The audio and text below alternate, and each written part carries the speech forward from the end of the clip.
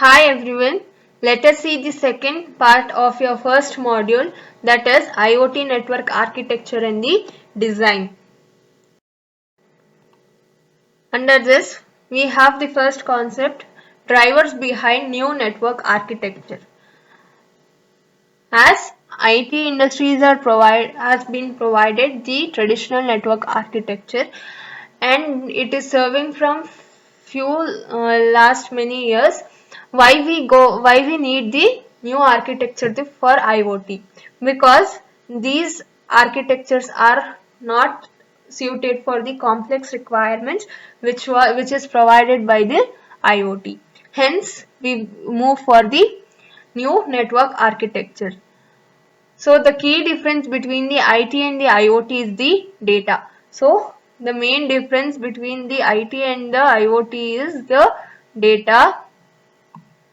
Here IT systems are just concerned about how the communication is reliable and how the continuous support for the business application is given through mail, web, database, etc.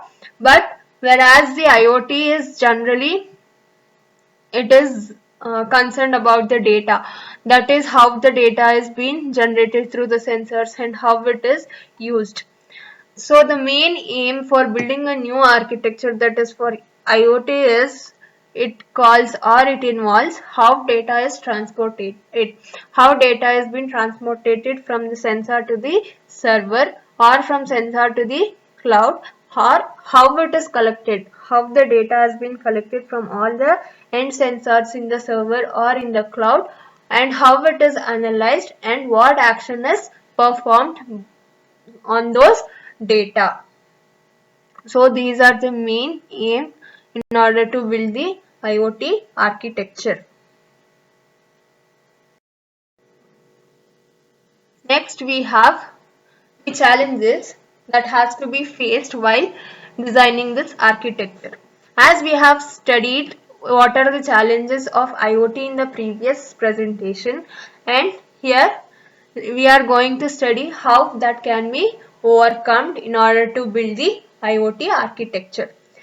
As we all know, scaling anta bantu antandre, as IoT is a technology which will make use of n number of sensors tumba irutte and it will be at the endpoints.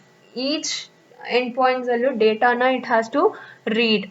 So endpoint sensors from and ಡೇಟಾನ read ಮಾಡಬೇಕು. So ಅದನ್ನ overcome ಮಾಡಬೇಕು. ಹೆಂಗ್ overcome ಮಾಡ್ತೀವಿ ಅಂತಂದ್ರೆ, instead of going for IPv4 let us move to IPv6.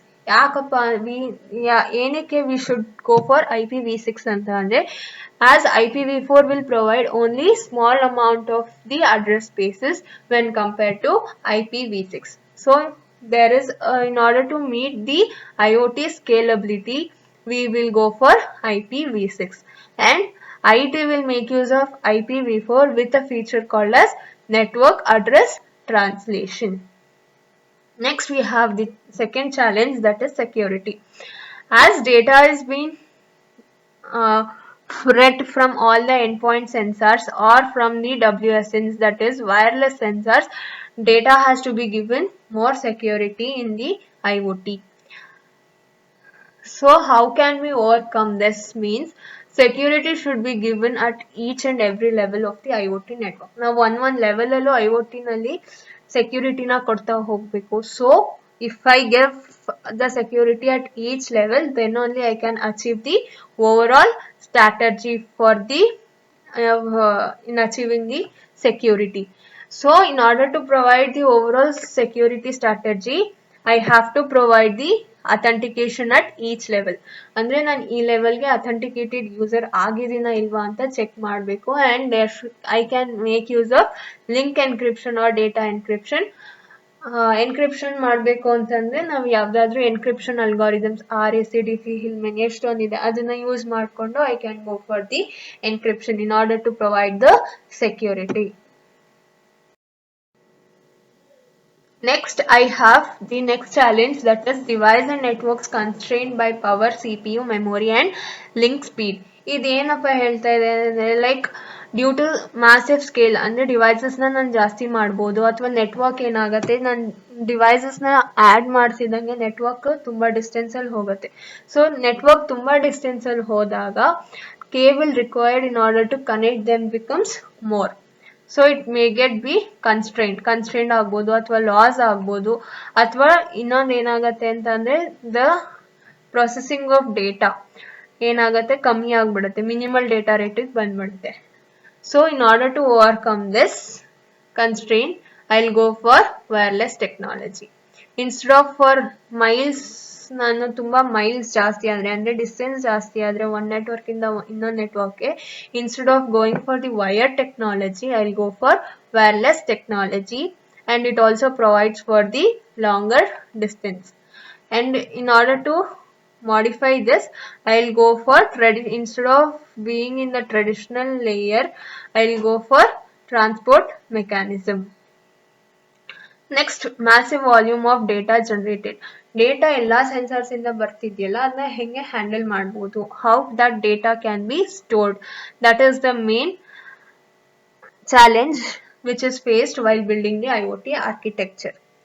So the sensors which generate the massive amount of data on the daily basis. ಇವಾಗ particular ಟೈಮಲ್ಲಿ ನನಗೆ ಡೇಟಾ ರೀಡ್ ಮಾಡಬೇಕು ಅಂತಂದರೆ the sensor has to give me the data.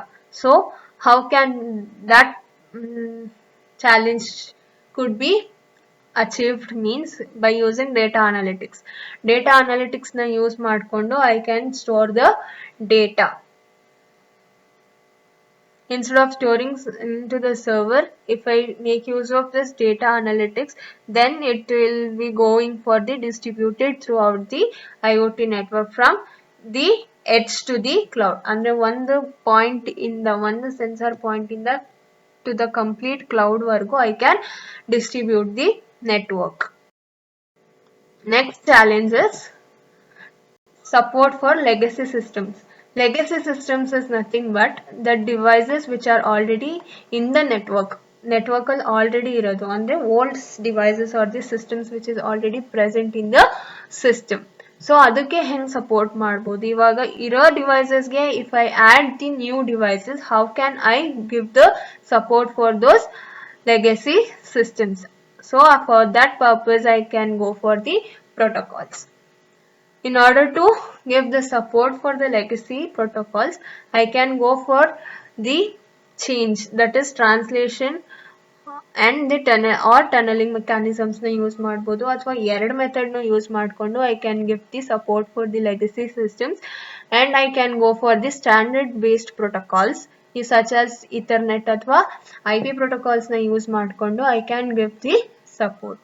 Then the need for data analysis, ಅಂದರೆ ಡೇಟಾನ ಹೆಂಗೆ analyse ಮಾಡ್ತೀನಿ real ಟೈಮಲ್ಲಿ. So traditional IT fields ಎಲ್ಲ ಡೇಟಾ ಬಗ್ಗೆ ಅಷ್ಟು ಕನ್ಸರ್ನ್ ಇರಲಿಲ್ಲ, so they you make use of the schedule batch ಪ್ರೊಸೆಸಿಂಗ್ನ use ಮಾಡ್ತಾ ಇದ್ರು. ಬಟ್ IoTನಲ್ಲಿ it is mainly concern with the data and it is with respect to real ಟೈಮಲ್ಲೇ ಬರಬೇಕು.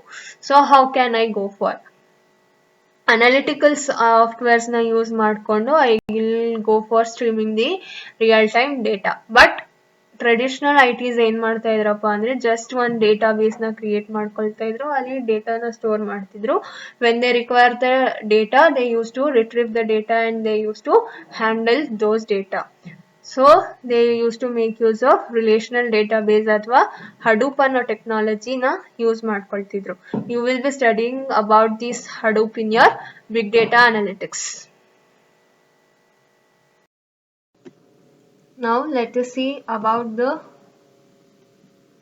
requirements driving specific architecture changes which is required for the IoT. Under that we have 4 things, that is scale, security, constraint, devices and network, and the data. Let us see each one in detail. First one is scale. Here the scale of a typical IT network is on the order of several thousands devices. In IT devices ನಮ್ಗೆ ಏನಪ್ಪ ಅಂತಂದರೆ only 1000 devices ತನಕ ಮಾತ್ರ we can connect into a network. Beyond that it will be more constrained in order to scale the devices or the network. So typically ಆ ನೆಟ್ವರ್ಕಲ್ಲಿ we can have printers ಅಥವಾ mobile wireless devices ಅಥವಾ servers, ಈ ಥರದ್ದು ಯಾವುದಾದ್ರೂ ಚಿಕ್ಕ ಚಿಕ್ಕ ಡಿವೈಸಸ್ನ we can connect to the network. And the kind of the scale has only previously been seen by the Tier 1 service providers.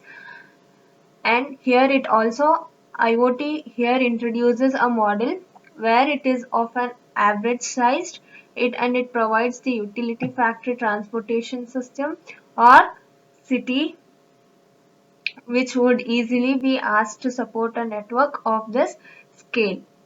Based on the scale requirements of this order, we will go for IPv6, which is of the natural foundation for the IoT network layer.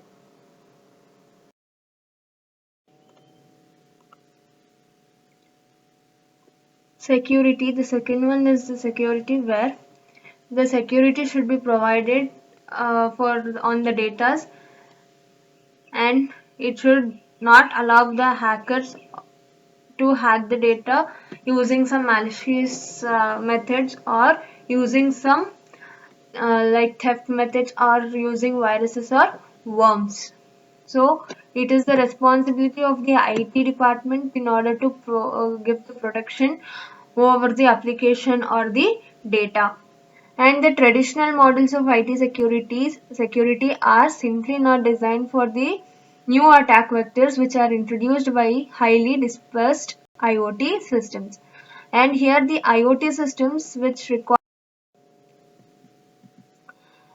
requires the authenticated techniques, and it also helps in preventing the intrusion techniques that are which understands the behavior of industrial protocols, and it can respond to the attacks on critical infrastructure. For that purpose, we have some optimum security where IoT system must do this in order to provide the security. Under that, the first one is it has to be able to identify whether the user is authenticated on all the devices which are involved in the IoT service or the IoT network. If the user is not authenticated, he should not be allowed to use the devices on the network, or he should not be allowed to enter the network itself. And the second one is it has to ensure that the user data which is shared among the endpoints or between the sensor devices and the backend application, all these things should be encrypted because the hackers may hack the data while sharing the data. ನಾವು direct ಆಗಿ ನಾವು ಒಂದು particular ಮೆಸೇಜ್ನ direct ಆಗಿ ನಾವು ಯಾವ ಫಾರ್ಮಲ್ಲಿ ಕಳಿಸ್ತೀವೋ ಅದೇ ಫಾರ್ಮಲ್ಲಿ ಏನಾದರೂ ಇನ್ನೊಂದು ಯೂಸರಿಗೆ ಸೆಂಡ್ ಮಾಡಿದ್ರೆ it could be easily hacked.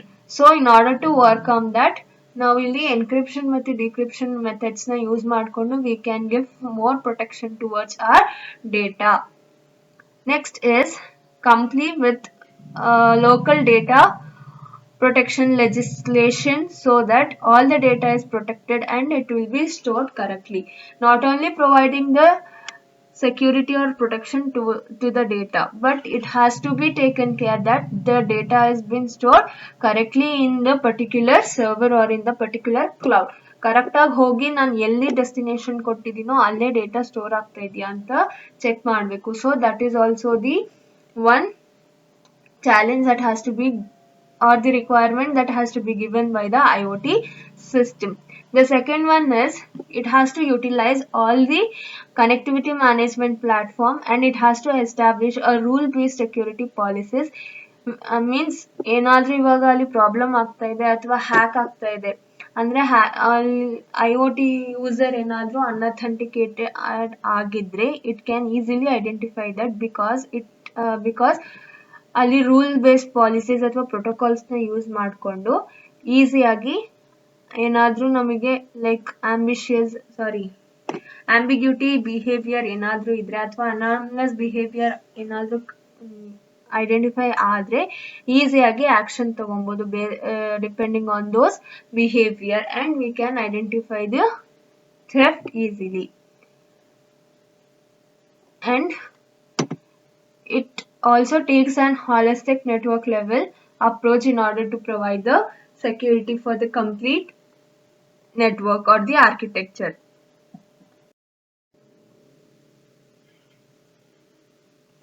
Next we have the constraint devices and the network. Here, most of the IoT sensors are designed for a single job.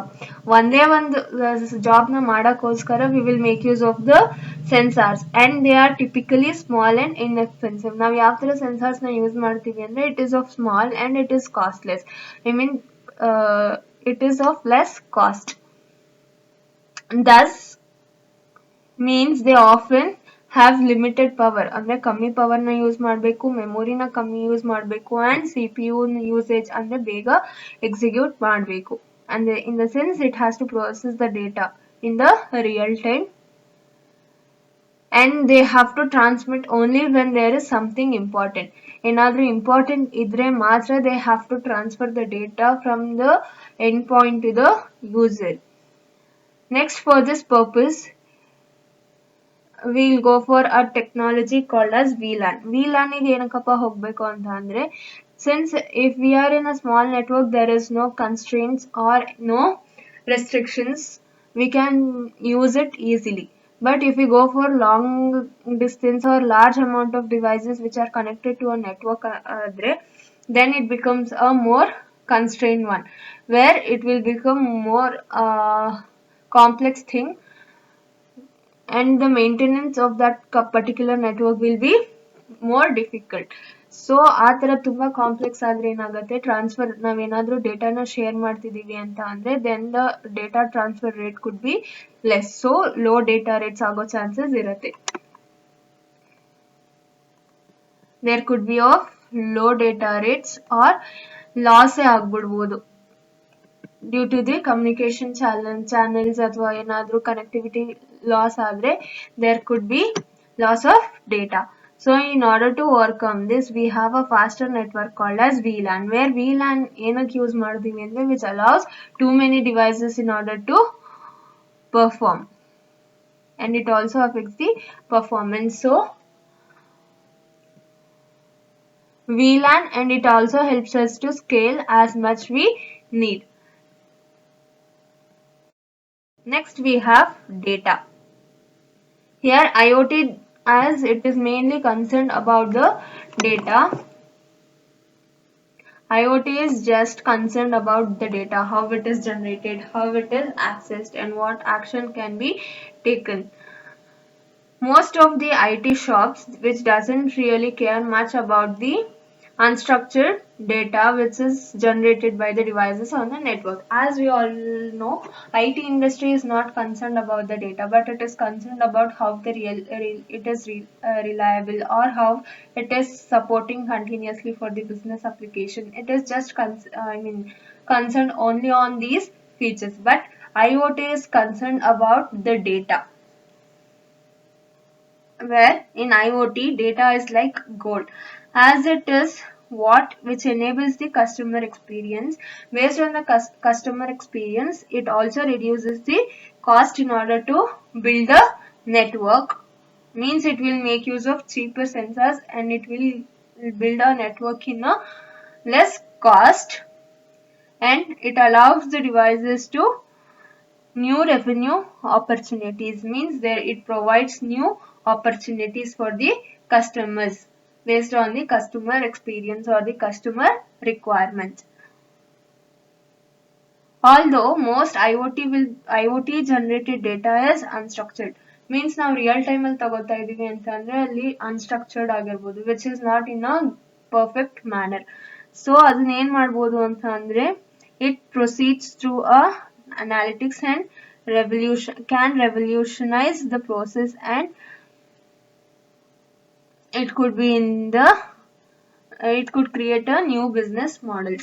So ನಾವೇನಾದ್ರೂ ಈ ತರ ಅನ್ಸ್ಟ್ರಕ್ಚರ್ಡ್ ಡೇಟಾನ ತಗೊಂಡ್ರೆ it could provide a new data models.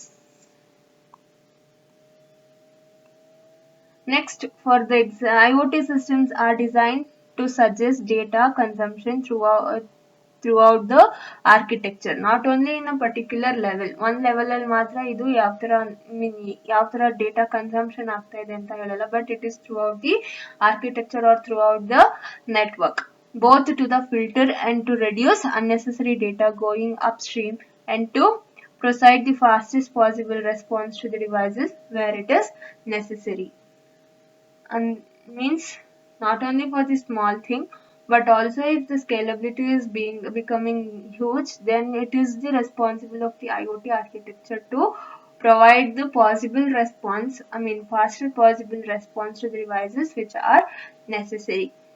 For example, if I consider a smart city where in every city we will be having the street lights. Let us consider there are hundred thousands of street lights which are in a city. If I make use of LED sensors at each street light, then it could be an automation where lights could be on or off based on the LED data. That sensor data. If the LED is sensing the darkness, then the light could be on automatically. If the LED is sensing the brightness of the sun, then lights could be in the off mode. Then it is an automated thing. Next we have comparing of the IoT architecture. The fundamental concept of this comparing of IoT architecture is that how architecture is supporting the data, how it is processing the data, and what are all the functions that are performed at the end devices. So these are the fundamental concepts that has to be taken care while we are comparing the architecture. Under that we have two types. We will be studying two of the best known architectures, that is one machine to machine architecture, that is one M2M architecture, and the other one is the IoT World Forum, that is IoTWF. Let us see what is the one M2M IoT standardized architecture. As we all know, IoT is of with data and it is of rapidly growing field.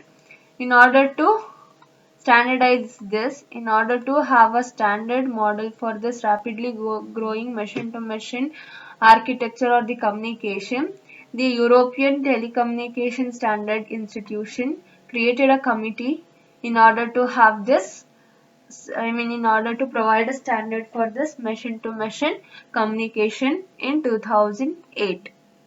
Why they created the committee? What was the aim of creating that particular committee? ಏನಕ್ಕೆ ಬೇಕಾಗಿತ್ತು committee ಅಂತ ಅಂದ್ರೆ, because the goal of the committee was to provide the support, or it in order to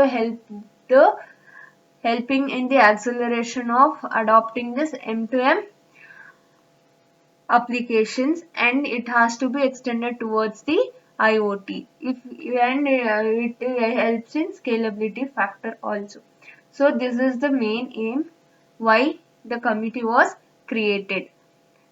And similarly in 2012, this ETSI itself and along with 13 other funding members, it launched a global M2M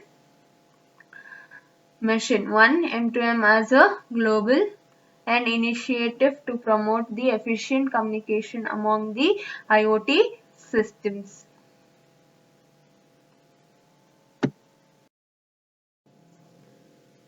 Let us see why it was created. The main goal of this M2M in order to provide a basic services or the common services for the readily embedded system, readily embedded devices to allow the communication with the application servers. Whatever and all the servers that are used in order to provide the service, so the devices can easily have the communication among those servers in order to have in order to create a common service among all the layers. And it was the one of the most framework which focuses on IoT services and also on the applications and also on the platforms. As there are some advantages as we all seen, but there was a challenge that was an heterogeneity. Heterogeneity, which means different. If we go for different hardwares or different softwares, then there was a difficult or there was a challenge in order to deal with this different softwares, and the methods in order to access those softwares were different. So that was the main challenge that was faced by the 1M2M IoT standardized architecture. Now we have the M2M architecture, that is the 1M2M IoT standardized architecture. Here we can see the elements of the 1M2M architecture, where we have three layers. The first one is the application layer, second one is the service layer, and the third one is the network layer. In the network layer, it tells about how the applications starts its communication, or how the applications communicate each other using some of the APIs, and the application may also communicate with the sensors in order to collect the data. Coming to the service layer, here what and all the service, which are the services required for the communication purpose or in order to handle a application are provided in this particular layer, where these services in the 1M2M architecture, it includes the horizontal framework and it also supports the RESTful APIs. Coming to the application layer is nothing but which contains an applications, where some of the applications could be like home automations or home application, e-health application, smart energy, etc. As I have told, the 1M2M IoT standardized architecture consists of three major layers. Under that, the first one is the application layer, second one is the service layer, and the third one is the network layer. Let us see what and all the services that are provided in each layer. Here, with this architecture may seem simple.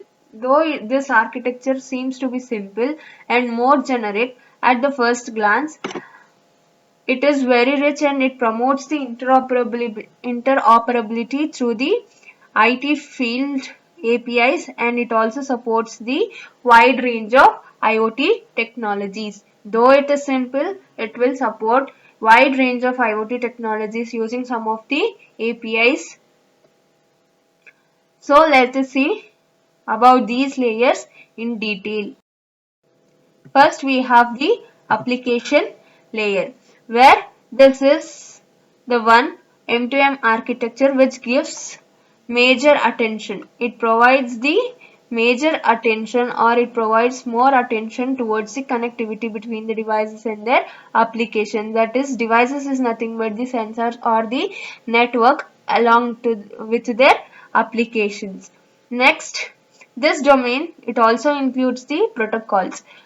Protocols are nothing but some set of rules that has to be followed in order to have the connection between the devices and the applications. That is the application layer protocols, and it also has some standardized northbound APIs in order to provide the definitions for the interactions between the business intelligence systems. It makes use of these protocols and APIs in order to have the interaction with the business intelligence systems.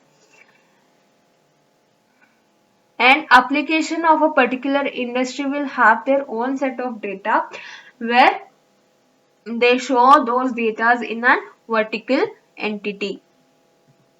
Next we have the second layer, that is the service layer. As I have told in the previous slide, that it shows the horizontal framework along with the RESTful APIs. It provides the services to the industry application. Here, horizontal module, which includes the physical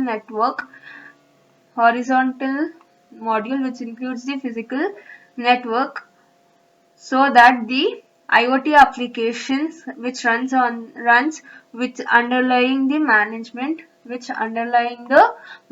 protocols. Here it you make use of management protocols in the hardware. This conceptual layer which adds the APIs, which adds the RESTless APIs and middleware supporting the third-party services and the applications. One of the stated goal of one M2M is to develop a technical application which addresses the need for a common M2M service layer that can be readily embedded with various hardware and the software nodes. For example, we'll go for like MPLS network, communication via cellular networks, VPNs, and so on. Next we have the third layer, that is our network layer, and this is the communication domain.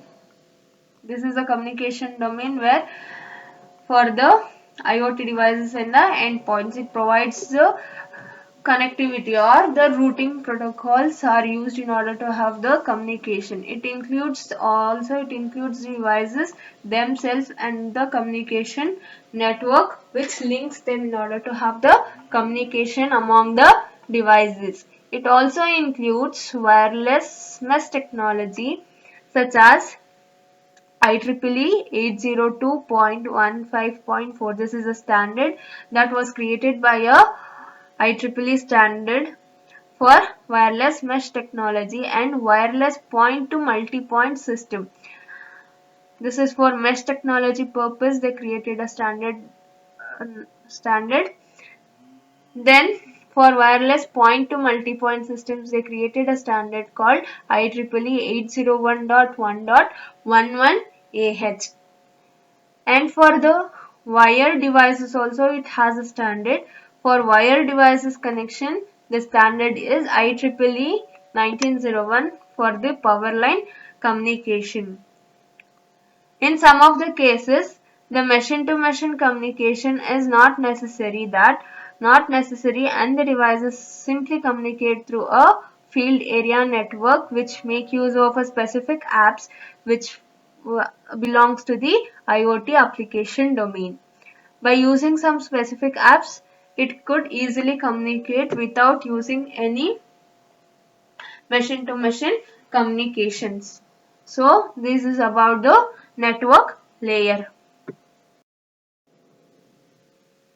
Next, we have the second architecture, that is the IoT World Forum Standardized Architecture. And in 2014, the IoTWF Architectural Committee, which was held by the companies like Cisco, IBM, Rockwell Automation, and the other companies were also included in building the standard architecture. And this architecture is made up of 7 layers for the reference, and it acts as a reference model for the IoT. IoT World Forum model, it offers a clean means it is clear, because since it is of a layer architecture, it should be clearly defined what is done in each layer and how the interaction is between the layers and how the layers are connected to each other. So it offers a clean, simplified and perspective on IoT, and also it includes edge computing, data storage and access at each layer. So each of these 7 layers is broken down for a particular purpose, and it provides security at each level in order to give the complete security.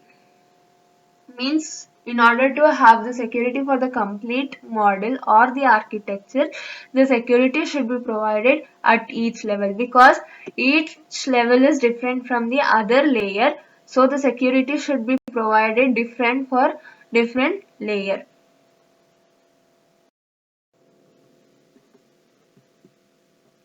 Coming to the architecture, as I have told, it is of 7 layers. The first layer is the physical device and controllers. Second layer is connectivity layer, where we can have the communication. And the third layer is the edging community, where it tells about the data element, how it is analysis is done, and how the transformation takes place. Data accumulation, as it is telling, accumulating. We are going to store the data. And next we have data abstraction. How the aggregation and access. How can we access the data? Coming to the sixth layer, that is the application layer. How the application has been used, what and all the reports could be done for the particular application, that and all are done in this application layer. Then we have the collaboration and processes, which involves the users and the business processes. So this is how the IoT World Forum architecture looks like.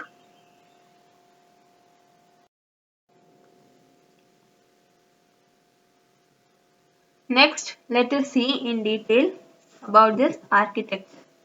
As we have seen in the diagram, it is of a reference model. It defines set of layers which controls the flow of data from the center to the edge, that is the endpoint devices. Edge is nothing but the end devices or the sensors or the machines or other some type of intelligent end nodes. So it is just a reference model, and it is defined as the set of levels which controls the flow of flowing, that is the data flow from the center could be some server or a cloud, to the edge is nothing but the endpoints could be like sensors, devices, machine or other intelligent nodes. In general, data travels up the stack originating from the, that is edge. Edge is nothing but endpoints, and it goes to the server, that is the center. Using this reference model, we have to achieve some of the following things. First one, as the IoT problems are complex problems, we have to decompose the problem into a smaller parts or smaller problems. So, if I divide a complex problem into a smaller problem, it is easy for us to handle those problems. And we have to identify different technologies at each layer. One layer ಅಲ್ಲಿ ಯಾವ್ಯಾವ ತರ ಟೆಕ್ನಾಲಜಿನ I can provide for the particular problem ಅಂತ identify ಮಾಡಿ I should find out the solution. Once I identify those technologies, then I have to think over that how can I relate those technologies in order to gain the result, how they have to be related to one another. Then I should define a system which is in which different parts can be provided for different vendors, which are of independent ಆಗಿದ್ರೆ ನಾನು one part ನ one process ಗೆ assign ಮಾಡಬಹುದು ಅಥವಾ one user ಗೆ assign ಮಾಡಿ I can find out the solution.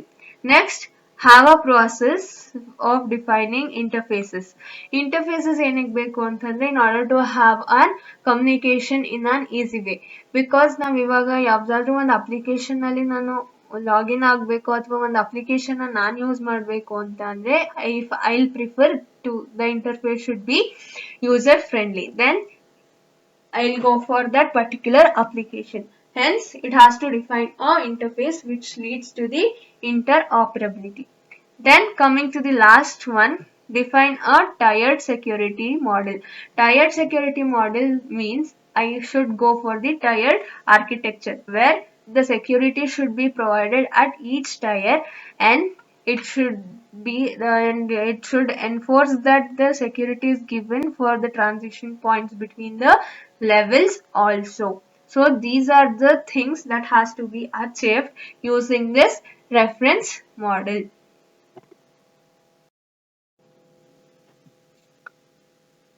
As I have told, this IoTWF model is of 7 layers. Let us see each layer in detail. Coming to the first layer, that is our physical devices and the controllers layer.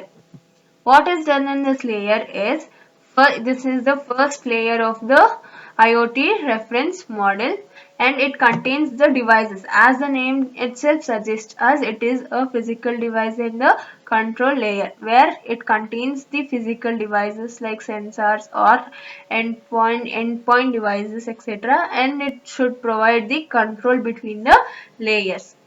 This layer This layer is the home to the things, because the endpoints are called as things here, and this is the home for these things in the IoT, and it also includes, as I've told, endpoint devices, sensors which sends and receives the informations to the other layers. So in order to send and receive, there should be some control. So the size of these things could be ranged from almost microscopic in the macroscopic Varguno. It can vary. So it doesn't depends on the size of the things, but it depends on how the data has been generated by those things. So the primary function is generating the data from the endpoint devices, and it should be capable of processing the data and also to control over those network or control over the layers. So these are the functions that has to be taken care, or that has to be done by the layer 1, that is physical devices and control layer. Next, let us see about the second layer, that is connectivity layer. As the name itself suggests, it is providing about the connectivity between the layers. It focuses on the connectivity. The most important thing of this layer is it provides reliable and timely transmission of data. Means the data transmission is in a regular manner and there is a reliable transmission of data. More specifically, which includes the transmission between layer 1 and the layer 3, because layer 2 can communicate either with layer 1 or it can communicate with the layer 2. So this connectivity is between the layer 1 and the layer 2, where layer 1 consists of the end devices and layer 3 is the edge computing layer, where it can also act as an information processing or information exchanger. So it can pass the informations that are provided by the layer 1 to the layer 3 in order to compute the result. So this connectivity layer encompasses all networking elements of IoT. So what and all the networking elements which are required to have the connectivity, so those elements are included in this layer, and it doesn't really distinguish between the last mile network like gateways.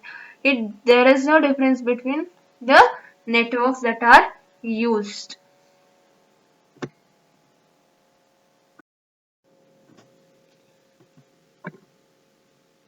This is how the connectivity layer look like. It may include switch, hub, router, etc. But it should provide the communication between the layer 1 devices or between the layer 1 and layer 3. It may use switching protocols or routing protocols. It could have the translation between the protocols, and it should provide the security for the network what it is using.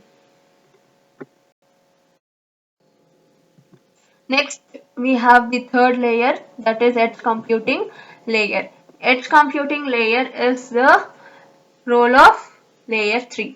It should compute the data at the layer 3. As edge computing is often also referred as the fog layer. One of the basic principles of this reference model is that the information processing. The information should be processed and it should be initiated as early as close to the edge of all the networks as possible. And edges ಅಂತಂದ್ರೆ at the end devices ಅಲ್ಲೇ ಆಗಬೇಕು. So that is the basic principle. The basic principle of this layer is nothing but the information processing, so that it should be close to the edges of the network. Another important function of this layer 3 is that the evaluation of data. How, as the name itself suggests, it tells us that it is edge computing. Edge computing, where computing is that we are going to evaluate the data. Why we need to evaluate the data? Because by evaluating the data, we can see that if it can be filtered or aggregated before being sent to the higher layers. So, therefore, we have to evaluate the data. This allows for the data to be reformatted or decoded, making additional processing by other system easier. If there is a change required, then it could be easily done. So we have to go for the evaluation of data. And at this layer, we can have the data reduction and converting the network flow in order to process the data by the higher layers. So that for that reason, we have to evaluate the data in this particular layer.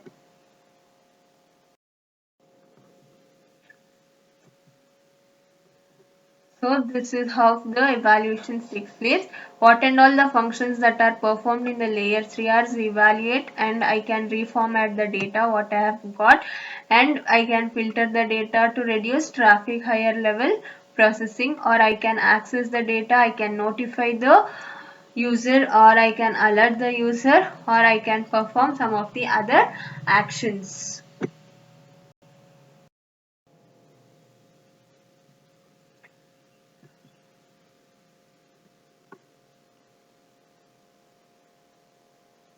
As I've told you all early in the earlier itself, the important function is to have the evaluation of data, where it could filter or aggregate before sending into the higher layer, and it can, if it is not in the correct format, it can reform the data, decode the data, or can do some additional processing for the system to become more easier. And the critical function it is in order to access the data which has a predefined thresholds are crossed, and it can take the alert symbol. For example, if I consider a temperature sensor, if I set a threshold value is nothing but some value that has been fixed as a maximum value. If I set the temperature to be normally at 32 degrees Celsius, if the sensor senses the temperature should be less than 32 according to me, but if the sensor is going to sense the temperature beyond 32 degrees Celsius, means then the alert message should be sent to the user or to the higher levels, or some particular action has to be taken in order to minimize the temperature. So that can be done in this layer. Next we have the layers from 4 to 7. What is done in these layers are, where the upper layers, these deals with handling and processing of the data which are generated by the bottom layer. Whatever the data that is evaluated in the layer 3 will be reformatted or will be decoded, and that will be passed to the higher layers. So based on that data, these the layers which are from 4 to 7 will handle and process the data which are being passed from bottom layers. We have the table in the next slide which summarizes the functions of layer 4 to 7. Let us see what are the functions of the layers from 4 to 7. Where layer 4 is for the data accumulation. It should store the data. Whatever the data that is captured, or whatever the data that has been passed from the bottom layers, that should be stored into and some cloud or the server in order to used by the application for the later use. So it could be in the form of data query based processing. If the query can be written so that the data can be retrieved. Coming to the data abstraction layer. How can I abstract the data? Here the multiple data formats, which ensures that whether the semantics are from various sources are correct, or it confirms that the data set is complete and consolidate data is into one place, or it can combine the data of multiple data and can store it in a primary storage, or it could make use of virtual storage in order to store the data. Coming to the application layer. Application layer is nothing but the applications or the softwares that are used. So it interprets the data using some software applications where it can monitor the data or control the data, or it can process the data, or it can generate the reports which are what is done by that particular data in the software. Coming to the last layer, that is collaboration and the process layer, where here it consumes and shares application information that has to be exchanged to the user, and here communication with the IoT information, which also requires the multiple steps, and this layer can change the business process and it delivers the benefits, that is the advantages of IoT to the user. So these are the functions that are performed at layer 4, 5, 6 and 7. Let us see how operational technology and the informational technology is responsible in the IoT reference model. As an interesting aspect of an visualizing an IoT architecture, we can start to organize the data, responsibilities along with the IT and the OT lines. And if we provide the or if we organize in this manner, it will be easy in order to maintain this reference model. We have a figure which illustrates how we can organize or organize this architecture in with respect to IT and the OT. This is the figure which is illustrating between or which is telling us about how the model has been organized. Here from the layer 4, from layer 4 to layer 1, it is considered as OT, that is operational technology, is taken care for the bottom layers, and up to from 4th layer to the 7th layer IT is responsible. And here IT will go for the query based, as OT will go for the event based.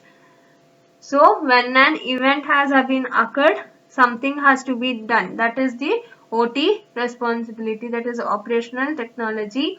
And here the informational technology goes for the query based, where in this IT data will be in the rest form, and here data is in the motion form, that data will move. And if we see, the data is of non-real time, data is not in the real time, but with respect to OT the data is in real time. So these are the differences that are shown with respect to OT and the IT. Hence there is an organization that done so in order to maintain the reference model easily.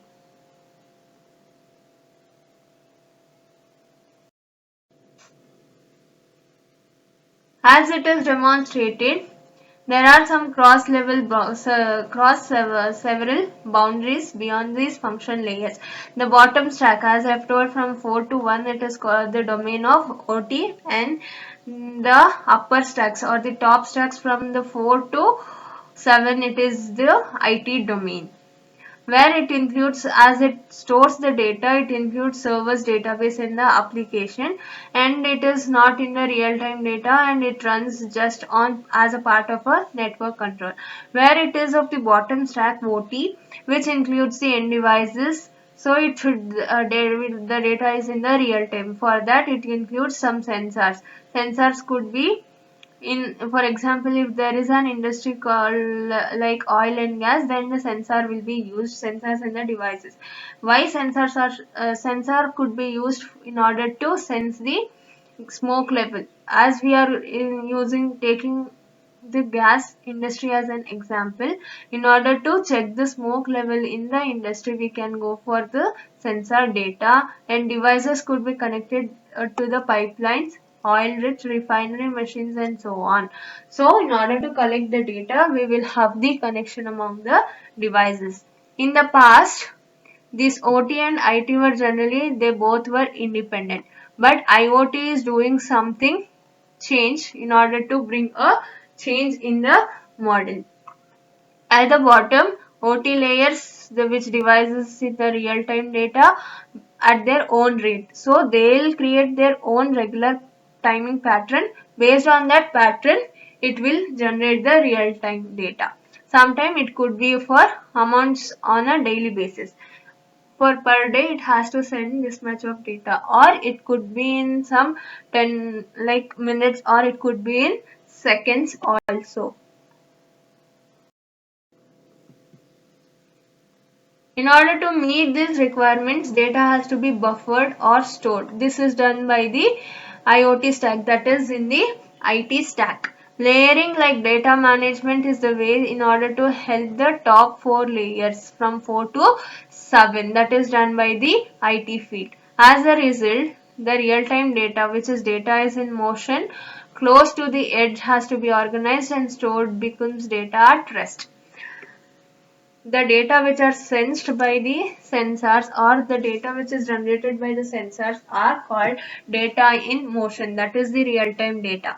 But as the data is moving to the higher layers, it becomes, or it is stored in the cloud or the server, hence the data becomes rest. So that is called as data at rest for the applications in the IT tiers.